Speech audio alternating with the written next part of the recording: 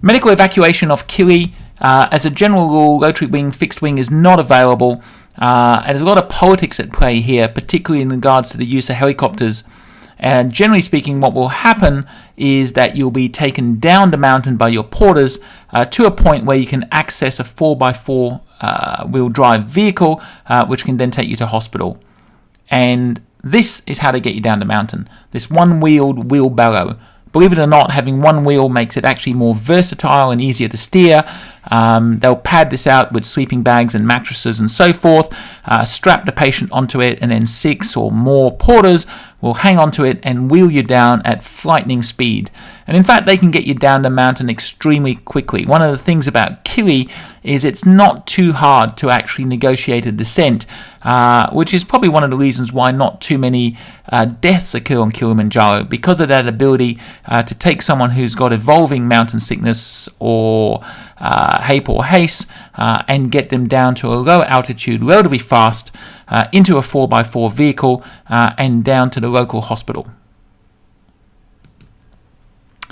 If you were to use a helicopter, and they are used occasionally on Kili, but as we said, not that often, and you should compare and contrast that with Nepal, for example, where helicopters are almost universally used. And in another talk at some future time, I'll try to explain to you a little bit more about the logistics and the whys and wherefores of helicopter retrieval off big mountains. Probably the more sophisticated town at the base of Kili is actually Arusha, but the better hospital is actually in Moshi. So you're most likely to be taken to Moshi, and Moshi can handle probably the vast majority of people that are going to be evacuated off the mountain, bearing in mind that if you're evacuated because of an altitude-related condition, the vast majority of people get better very quickly simply by descent.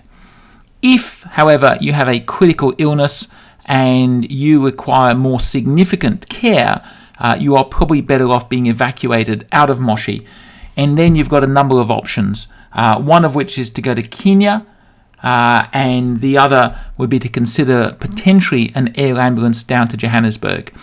Where exactly you go and why will depend on the very specific scenario that's being dealt with. I mentioned clouds previously, and I thought this would be a good time to show you a couple of photos. This illustrates some of the clouding that you can see on Kilimanjaro. And Kilimanjaro is no different to any other iconic destination. Once it becomes famous, everybody wants to go there. And unfortunately, overclouding brings a whole significant range of problems to any mountain. And it's not just accessible mountains like Kili. In a future talk, I'll show you some photos of Mount Everest to demonstrate that the overclouding is just as bad as it is here. And here's another picture of the Barranco Wall. Most people climb the Barranco Wall immediately after breakfast. It's actually also known as the Breakfast Wall. And it's an interesting mindset that the vast majority of tour operators actually turn up at the base of the wall at the same time and all try to climb it in, so you end up with these significant queues. When we've gone there, we've taken an alternative strategy. We've had a nice quiet breakfast. We've taken our time to get to the base of the wall and started climbing it sort of a little bit before midday. And interestingly enough, if you do that, you hardly meet anyone else. So even in the context of overcrowding, you can manage and plan your treks so that you can get some degree of relative solitude. That's nicely illustrated here in this photo, which is taken literally at the very top of the Barranco Wall. This is a photo taken at Barafu campsite. This is the last campsite that you stay at before you go for the summit. And I'd have to say, as exciting and fun as it is to climb Kili, this is one of the most disgusting campsites I've ever stayed at. It's horrifically overclouded, and you would be surprised at how little care and attention most of the trekkers are paying to some of the basic elements of human hygiene. I'll leave you to work out what that means. However, ultimately, this is what you're there for.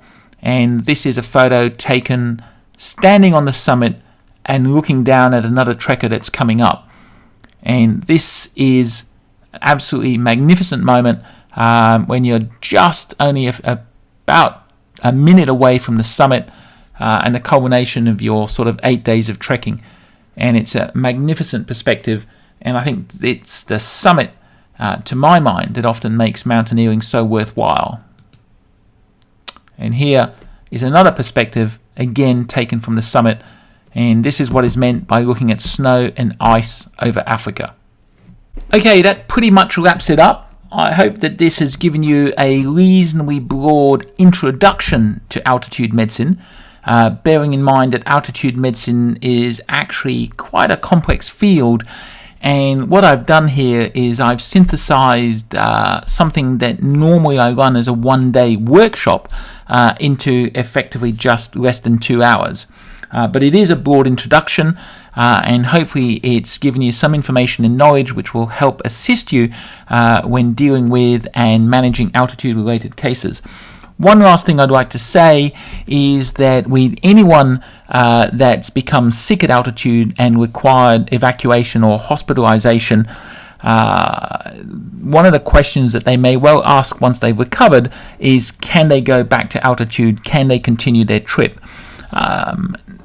The important issue here is that we need to always look at developing the altitude profile of where exactly they plan to go next.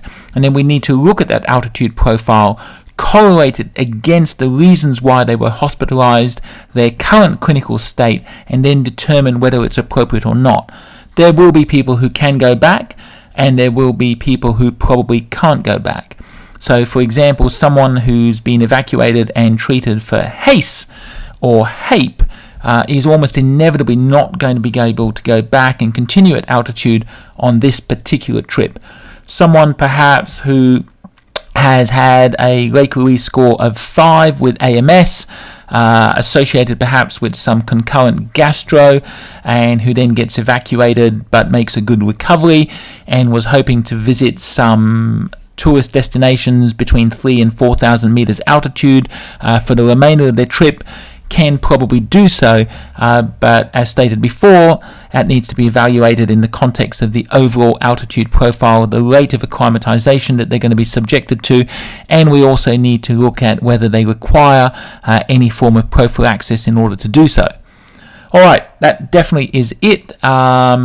If you have any questions after viewing this, feel free to email me or call me to discuss. And as I said, there will be some future talks that will look at different aspects of medical evacuation off big mountains, which I think you'll find of interest.